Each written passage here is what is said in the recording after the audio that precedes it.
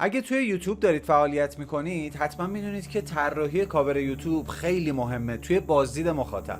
و اگه بازم دارید توی یوتیوب فعالیت میکنید و حوزه فعالیتتون سرگرمیه، حتما میدونید که خیلی رقیب دارید و خیلی ویدیو توی این حوزه داره آپلود میشه. پس تامنیل شما باید بدرخشه بین هزاران هزار تامنیلی که هر روز توی یوتیوب داریم میبینیم. سلام، من معین هستم. خیلی خوش اومدید به برنامه طراحی تامنیل. توی این برنامه هر دفعه یه ایده خیلی خاص درباره طراحی کاور یوتیوب میدم و 2 تا ویژگی هم داره. یکی این که خیلی خلاقانه خواهد بود و میتونید تو ویدیوهاتون استفاده کنید، و دوم این که اصلا نیاز نیست فتوشاپ بلد باشید، کافیه فتوشاپ رو سیستمتون نصب باشه و مراحلی که من میگم رو طی بکنید. قبل اینکه شروع بکنیم ازتون تقاضا دارم که کانال رو سابسکرایب کنید، ویدیوها رو لایک کنید و هر سوالی راجع به این برنامه دارید داخل کامنت ها بپرسید. بریم شروع بکنیم. خب همونطور که قول دادم گفتم که حتی اگه مبتدی باشیم میتونید این آموزش ها رو طی بکنید. پس از قدم اول و با جزئیات خیلی زیاد کارو میبریم جلو. کلید میانبرهای کنترل و ان رو میزنیم تا نیو داکیومنت برامون باز بشه. طبیعتا اولین قدم ایجاد یه سنده. شروع میکنیم دونه دونه این تنظیمات رو انجام دادن. مقیاس اندازه رو روی پیکسل میذاریم. استاندارد طراحی تامنیل‌های یوتیوب 1920 در 1080 و طبیعتا حالت افقی. رزولوشن رو هم بین 200 تا 300 میتونید متغیر انجام بدید و مودش رو هم رو حالت RGB میذاریم و در نهایت اوکی رو میزنیم. این سند اولیه و استاندارد ما برای کاور یوتیوب. من یه تصویر جدید و پیچیده باز میکنم. میخوام مراحل برش دادن این تصویر رو یاد بدم. طبیعتا شما هم بهتره اگه ویدیوهای فان دارید درست میکنید عکس خودتون حالا با یه اکت خاصی که مربوط به اون موضوعه داخل ویدیو قرار بگیره. بریم مراحل برش دادن این رو یاد بگیریم. توی ورژن های 2020 به بعد آپشنی داریم ما به عنوان آبجکت سلکشن یا سلکت سابجکت. کافیه بریم روی این گزینه و سلکت سابجکت رو بزنیم. خود هوش مصنوعی فتوشاپ شروع میکنه به تشخیص دادن تصویرمون و برش دادنش. بعد از اینکه عمل سلکت رو انجام داد میبینید که یک سری از نقاط رو نتونسته درست سلکت بکنه، مثل این موها که خیلی پیچیده است داخل برش و همینطور این قسمت گوشی و این قسمت دست. اینها رو باید به صورت دستی ما وارد بکنیم. مجددا برمیگردیم به حالت آبجکت سلکشن و سلکت اند ماسک رو میزنیم. یه صفحه جدید برامون باز میشه. اینجا ما میتونیم به محیط سلکشنمون اضافه بکنیم. با اولین ابزاری که اینجا داره و تغییر سایز براش، من تغییر سایز براش رو دارم با براکت های چپ و راست کیبورد انجام میدم. میتونیم به محیط اضافه بکنیم. همینطور اگه جایی رو میخواید کم بکنید به این صورت از اینجا دکمه منفی رو میبینید که میتونید از محیط کسر بکنید. اما موها، همیشه موها توی سلکت مشکل داره. برای این کار یه گزینه اینجا برامون گذاشته، گزینه دومی. سایز براش رو به میزانی که موها با بک‌گراند تلاقی داره باید تغییر بدیم و خیلی آهسته کلیک بکنیم روی اون قسمت هایی که مو با بک‌گراند مچ شده.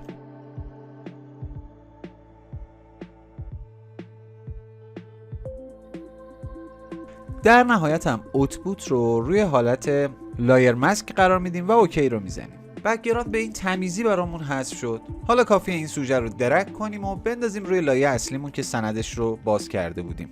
من کنترل و تی رو میزنم تا ترانسفورم برام باز بشه و سایزش رو کوچیک میکنم تا به اندازه دلخواهمون برسه.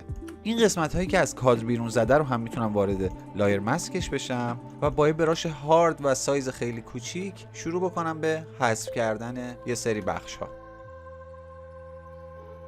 به این صورت حالا لازم داریم یه بک‌گراند خیلی خوب هم داشته باشیم. کلیک میکنیم روی بک‌گراند، از ادجاستمنت ها یه دونه گرادینت انتخاب میکنیم و رنگی رو انتخاب میکنیم که با سوژمون هارمونی داشته باشه. من فکر میکنم یه همچین ترکیبایی خیلی خوبه، تقریبا حالت سبز و آبی با یه همچین زاویه‌ای. اوکی، و این رو میندازیم زیر سوژمون. ببینید موها رو چقدر خوب برش دادیم که هیچ سفیدی از قسمت بک‌گراند مشخص نیست. اینجا یه سوتی دادیم. چجوری میتونیم برطرفش بکنیم؟ من میتونم کلیک راست بکنم و سلکتش بکنم. اینجا روی لایر ماسکش با ابزار براش و رنگ سفید اون رو مجددا بیارم. این تا اینجای کار. حالا برای اینکه کارمون خیلی ریالیستیک تر بشه، خیلی واقع گرایانه تر بشه، باید کاری کنیم که سوژه با بک‌گراند یه هارمونی خوبی داشته باشه. یکی از مهمترین کارها اینه که نور پس زمینه، در واقع رنگی که روی پس زمینه گذاشتیم، روی سوژمون هم به کار برده بشه. یکی از ساده ترین تکنیک‌ها اینه که سوژمون رو سلکت بکنیم، وارد افکت ها بشیم و اینر گلو رو انتخاب بکنیم. اینر گلو میاد به سمت داخل نور میده به تصویر ما. رنگش رو با رنگ بک‌گراندمون ببینید که محیط خارج از کالر پیکر میتونیم رنگ انتخاب بکنیم و اوکی رو بزنیم. کافیه خورده اپاسیتی رو بالاتر ببریم، سایز رو بالاتر ببریم، یه خورده حتی چاک رو هم میتونیم بالا ببریم. همونطور که میبینید یه همچین هارمونی جالبی رو داریم.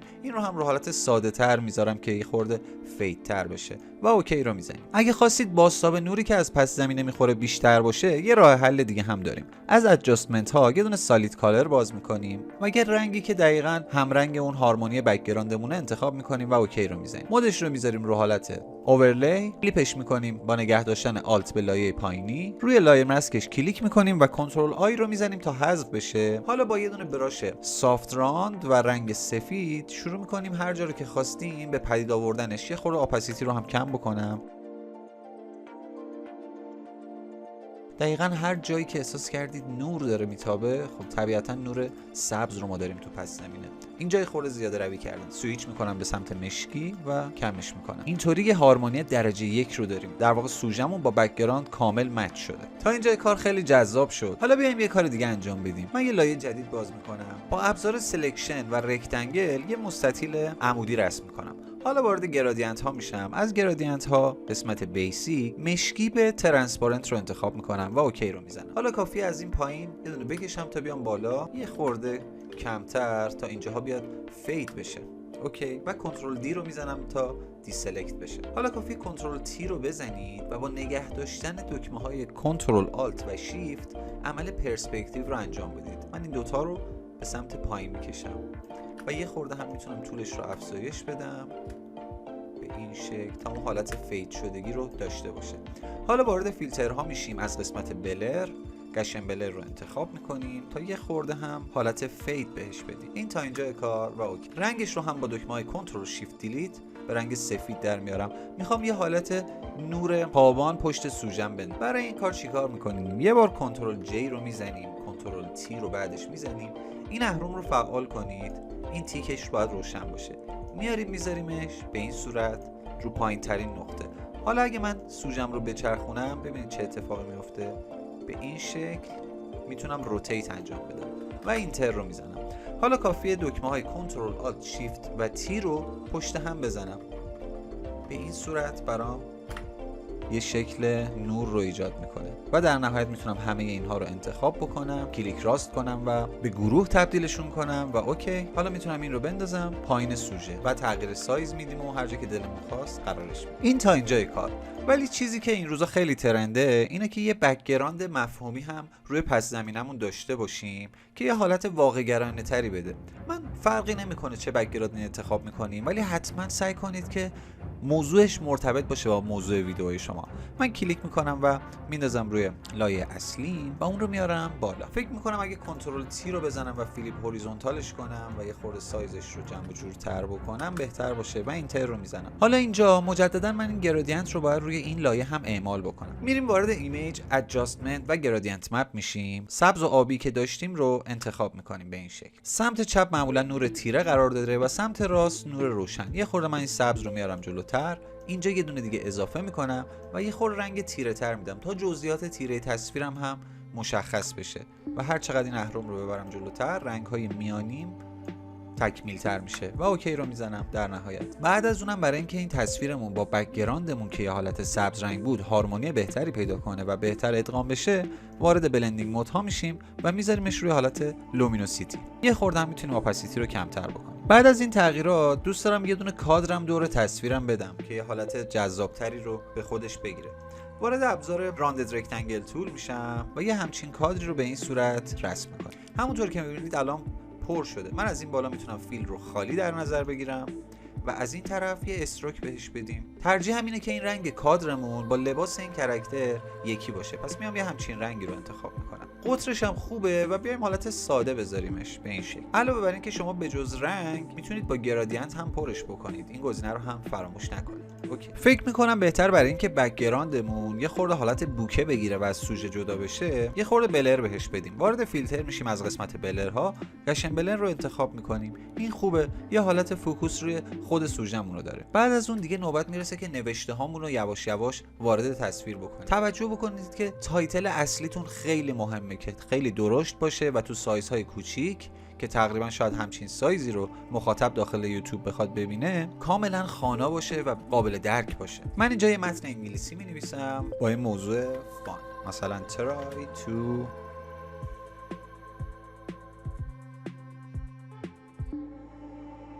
حالا نوبت میرسه به این که به فونتمون یه خورده استایل بدیم و در واقع تایپوگرافی انجام بدیم. هزار ایده میشه داشت، ولی خب من روی یه دونه از این ایده ها کار میکنم تا ببینیم چی کار میشه کرد. خط پایینی رو بلاک میکنم و کنترل X رو میزنم تا از بین بره. از روی بالای آلت رو نگه میدارم و یه دونه کپی میکنم. مجددا این رو بلاک میکنم و کنترل V رو میزنم. میخوام 2 تا لایه تکست داشته باشم. به این صورت میتونم دوباره هم جداگانه بنویسم. اینو میذاریم کنار.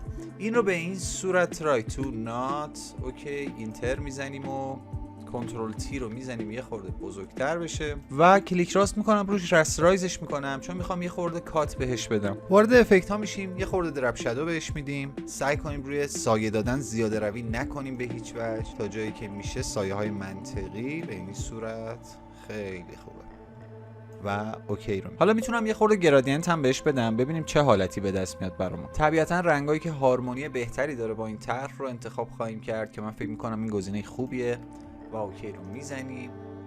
این تا اینجای کار. یه خورده اینو سلکت میکنم و با نگه داشتن کنترل جابجاش میکنم.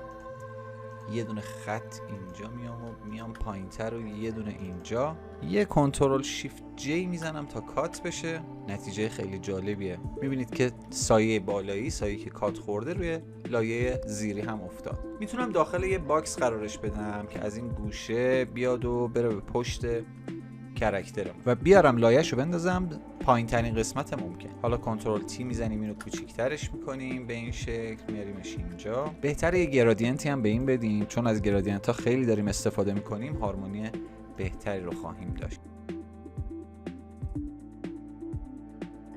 به نظر من حالا که این رنگ صورتی رو اینجا اضافه کردیم، یه خوردم به بک‌گراند همین رنگو بدیم. مجددا میام دبل کلیک میکنم و این رو یه خورده میدم وسط‌تر، یه دونه اهرم اینجا اضافه میکنم و میام از این رنگ برمیدارم تا این گوشه هم به این صورت یه همچین رنگی رو داشته باشیم.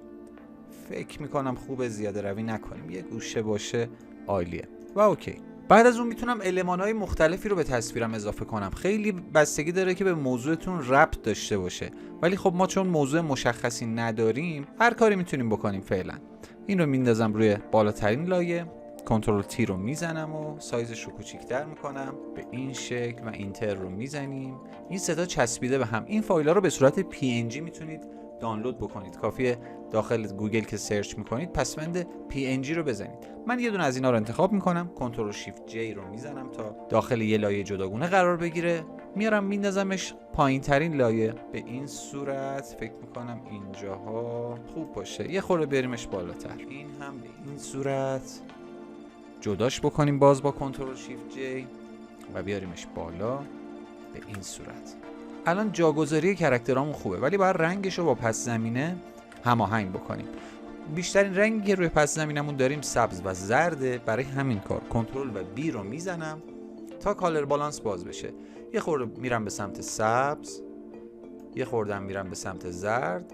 خیلی زیاده روی نکنیم، تا جایی که یه هارمونی خوبی داشت میتونیم استاپ بکنیم.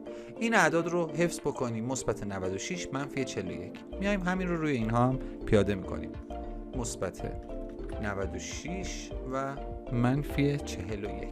اوکی و اینم همینطور. مجددا کنترل بی، مثبت 96 و منفی 41 و اوکی رو میزنیم. این هارمونی خوبی رو تا اینجای کار به دست آوردیم.